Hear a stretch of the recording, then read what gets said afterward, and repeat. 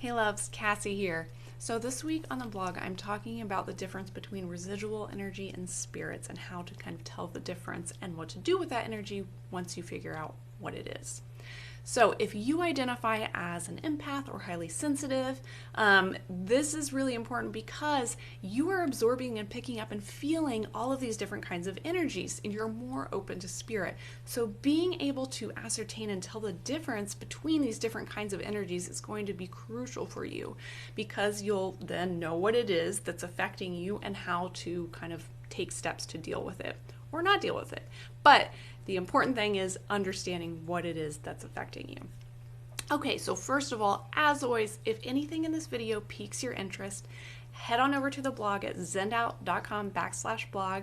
It's also linked in our bio to dive a little bit deeper. So I wrote a very lengthy blog post about this. I was really excited to write this one, and it's a long one. So if you're into it, go check out the full blog post to read even more, okay?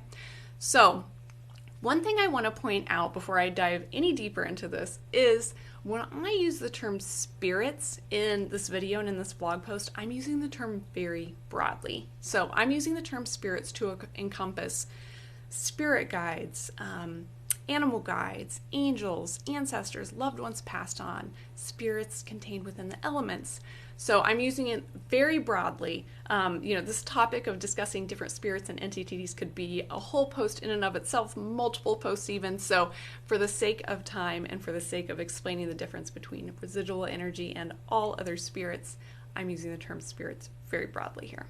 Okay, so like I said, if you identify as an empath or highly sensitive, you gotta know what are these different energies that are affecting you so you know the best way to approach it. So first, let's talk about residual energy. So residual energy is energy that's been imprinted onto an object or into a space, like a home or even a car. And it usually is imprinted when somebody experiences really strong emotions. So for example, say you're holding this crystal and something really amazing happens. Say somebody you dearly love proposes to you. That energy of your joy and your love and your excitement is going to be imprinted onto this crystal. So that might be something that you're able to tap into and feel later on down the line because you experience such a strong emotion. Now, of course, this goes the other way too. If you experience a traumatic event or somebody else experiences a traumatic event, let's say somebody experienced a traumatic event in the home that you live in. If you're an empathic, you might sense that. I'm sure if you're listening to this, you've probably had this very experience where you've walked into a space and just felt the energy of something. So I will share for myself, this is something that I learned, and one of the things that really cued me into the fact that I was an empath and that I felt energy very strongly is that for me, I don't like to go into antique stores. I don't like thrifting. It feels very energetically noisy to me. It's overwhelming because I can feel and sense all of these different energies on all of these items that have just been imprinted on for years and years and years. So for me, another thing, even my clothing for the day. So for me, I love to change my clothes when I get home after I've been at work, especially if my shop was open, I was interacting with people. I want to take off that clothes, put on new clothes because I can feel the energy imprinted on my clothes. So you might not be that sensitive, you might be, but those are some examples of imprinted energy and how we interact with it. So imprinted energy is just there. It was imprinted from somebody when they had a strong emotion. So spirits, let's talk about this so we can start to tell the difference a little bit. Spirits, like I said, I'm using this as a very broad term. This includes a lot of different entities. Some that may have good intent, some that may have bad intent. But the number one difference between residual energy and spirits is that spirits are conscious. No matter what spirit, what entity it is in that realm of spirit, guide, ancestor, animal spirit, it has consciousness. It can make decisions. It has a goal. It has a desire. So those are the two kind of, like I said, broad terms of the different kinds of energies that you might sense as an empath. So what are some ways to deal with them? Well, first of all, if you have something that has residual energy in it, you might want to keep it. So for example, I have a pendulum that was handed down to me by my grandmother. I did not cleanse that pendulum. I will not cleanse that pendulum because I want my grandmother's energy in that pendulum. You might have objects like this of your own, objects that you've inherited, objects that belong to people that you love. You might not want to cleanse that item that has that residual energy on it from that person that you love. That's fine. That's great. So there are some instances where you might want to clear away. If you do thrift something, if you do move into a home and you can feel the residual energy, that's when you want to get out all your energy cleansing tools and clear that away. Now with residual energy, that's going to be quite a bit easier than dealing with spirits. So dealing with spirits, you use a whole different set of tools, basically. So like I said, spirits are conscious.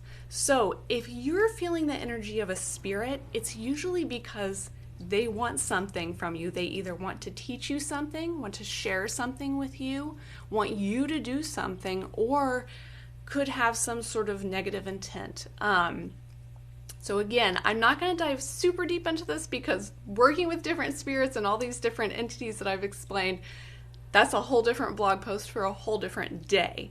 But I do want to explain, like I said, the differences and some ways kind of upfront to ascertain what kind of energy is it that you're interacting with. Is it this residual energy or is it a spirit?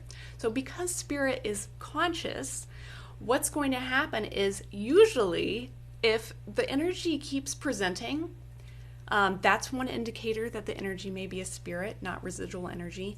If you feel like it's asking you for something or asking of something or trying to tell you something, that is also another indicator that it is a spirit, not residual energy. If you are in a space, you leave a space, you're in a different space, and that energy or that sensation is still coming to you, again, another indication that it's spirit, not residual energy. Because residual energy, unless you pick a lot of it up in your aura, you could clear that away. So if you do pick up a bunch of residual energy, you go home, you still feel that, you try to clear it away, it's not going away, then it might be spirit, some sort of spirit trying to communicate with you and tell you something.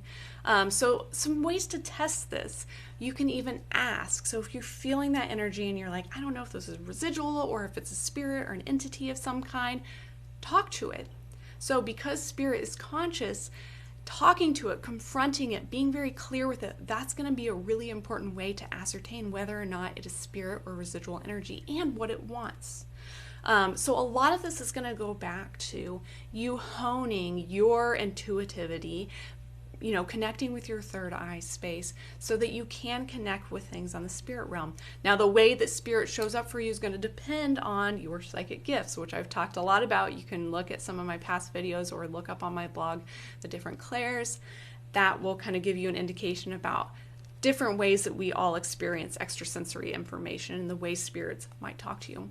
But you can even use your tools. So you could use a pendulum, you could use tarot, you could use oracle, you could go into meditation and try to connect with that spirit and talk to it. But I will tell you from my experience, so one example, a few years ago, I realized I had this ability to kind of know when loved ones were going to cross over. And the reason I found out is because my loved ones that were beginning to cross over, that were in the death process, they began contacting me when they were still living but in that death process.